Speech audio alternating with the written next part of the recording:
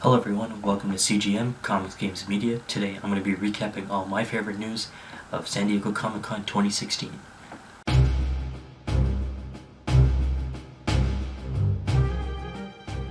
So let's start off with the movies first. Warner Brothers had a great panel, showing off the first trailers of both Wonder Woman and Justice League. The Wonder Woman trailer was fantastic. The atmosphere looked amazing with that incredible shot of all the Amazons riding on the horses on that beach scene coming into battle. That looked epic. I like the fact that they're using brighter colors now. You can see in Wonder Woman's costume, the red, blue, and gold are much more vibrant and stick out more. I love that scene when she's walking out of trenches in slow motion. You can see her full costume and just sticks out and looks much better than it was in BVS. The action looks amazing. We're getting to see her use the lasso of truth more, and you get to see that shot of her just breaking that gun on her back, which looked incredible as well. There was only one thing I did not like about the trailer, which was in the scene with her with the room full of soldiers and she does the sweeping kick in slow motion. I felt a little out of place. But besides that, the trailer was fantastic. With regards to the Justice League trailer, I have mixed feelings about this. After Batman v Superman did not live to my expectations, I'm now holding back on my excitement for this film. The tone does look a bit better though, by adding more humor and fun to this movie. However, I'm still not 100% on board. I know they just started shooting recently, but the cyborg suit looks really bad. The CGI doesn't mesh well with the other characters or the other costumes in this film. I did not like the portrayal of Aquaman in this trailer. It looks like the movie is forcing him to look like this tough, badass character. This is only because the public perception of Aquaman is that people don't think he's a real hero, they don't take him seriously, so this is why they cast Jason Momoa, and they're showing scenes of him drinking whiskey and dropping it on the ground. That really bugged me though, because one of the main problems Atlanteans have with humans is pollution, because we're polluting their ocean. To have a character like that I know it's one bottle, but to drop one bottle on the ground, in order to enforce the big rules, you gotta enforce the small rules, so that really pissed me off. Also, if you're gonna make a joke saying, "Oh, I can hear you can talk to fish," you better have that moment where he summons a shark or a kraken out of the water and just eat someone, because that's how you make Aquaman badass. You don't have to show him drinking a bottle and tossing it on the ground. Lastly, regarding The Flash, I did enjoy the dialogue between Bruce and Barry. It was lighthearted and fun.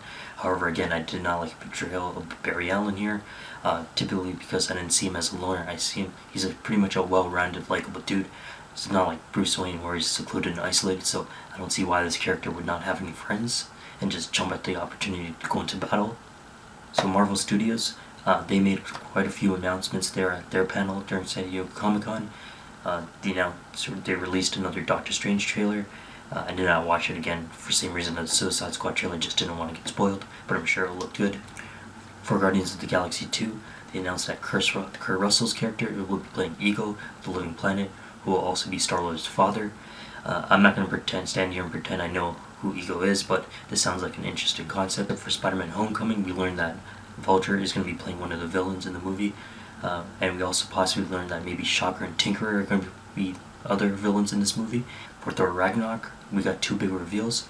A, it looks like they're going to be trying to adapt some of the Planet Hulk storyline into this movie, and B, the Demon Surtur is going to be involved in this movie as well as the villain, most likely. So this makes me much more excited for the Thor movie, because after that disappointment that was Thor the Dark World, this looks much more enjoyable. For the Black Panther film, we learned that Michael B. Jordan's character is going to be playing the villain Killmonger, and then probably one of the biggest news that happened during San Diego Comic-Con was that Brie Larson was confirmed to be Carol Danvers, aka Captain Marvel. Now we're done with the big movie news, so let's talk about the TV news. Marvel had some great stuff to tease, with Ghost Rider going to be appearing in Agents of S.H.I.E.L.D. Season 4.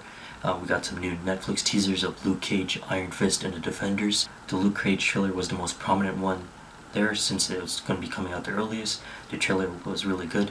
The music and the tone and the vibe of the show blends really well together, and I really love that scene where he just crushes that car door on that guy in the hall. It looks really dope. For DC, we got a trailer for the new animated show, Justice League Action. It has a bunch of good voice actors like Mark Hamill and Kevin Conroy, and they have a large cast of DC characters. The only problem I have with this show, it looks like it's going to be following the Teen Titans Go format of two 11-minute short segments, which is not really very appealing. So the CW DC TV universe, we got 3 new trailers of Flash, Arrow, and Legends. The last season of Flash and Arrow left me with a bad impression, so I am holding back my excitement for this. The Flash trailer did look really good. I'm just not a fan of why they did Flashpoint so early on.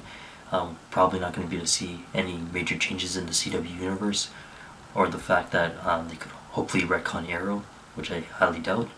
The Arrow trailer, the only thing that got me hopeful was that the flashbacks looks like they're going to be back in Russia, which is exciting. However, based on those last 2 seasons, they did a really poor job with those flashbacks. And the fact that now he has a new team, Arrow of rookies, he just had a pretty shitty team of sidekicks, in my opinion, if you ask me. So I kind of was wishing that he would be alone for a while, at least for like a good half of the season, just to go to those ground roots of back to Arrow Season 1.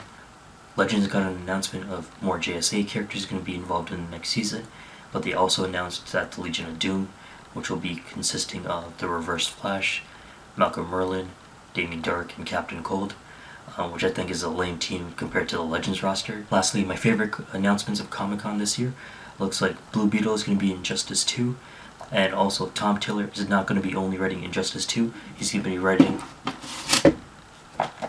Wolverine Enemy of the State 2, which is one of my favorite Wolverine stories, so I'm really excited about that.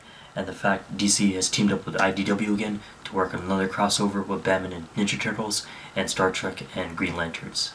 So these are all my favorite moments of San Diego Comic-Con 2016. Let me know your favorites in the comments below. My next video will either be my review of the Batman Telltale Games Episode 1 or the Suicide Squad review. If you are interested in any of those videos, feel free to subscribe. Thanks for watching and have a good one.